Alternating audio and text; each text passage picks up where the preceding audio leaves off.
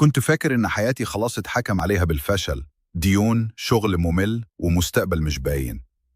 بس في يوم بسيط حاجة صغيرة جدا غيرت كل حاجة.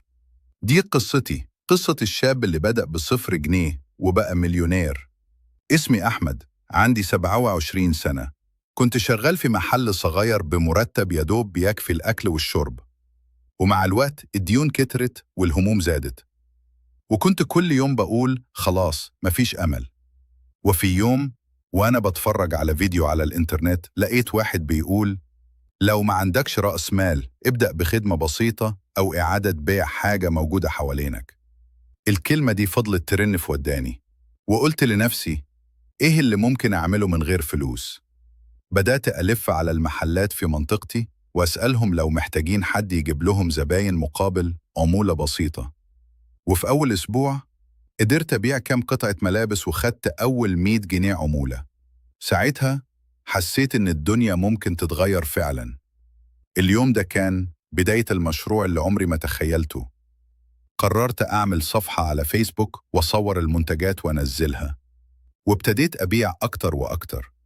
طبعا ناس كتير ضحكت عليا، ناس قالت لي: أنت فاكر نفسك هتعمل بيزنس يعني؟ وفي مرة اتضحك عليا في صفقة وخسرت فلوس. بس كل يوم كنت بتعلم أكتر، وكل ما حد يقفل في وشي باب ألاقي باب تاني بيتفتح.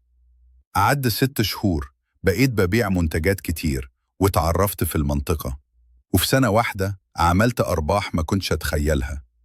فتحت محل صغير بفلوسي ووسعت الشغل، وبقيت أوظف شباب محتاجين فرصة زي ما كنت محتاج. النهاردة وأنا بحكي القصة دي عندي بيزنس ناجح بيكفيني ويكفي عيلتي.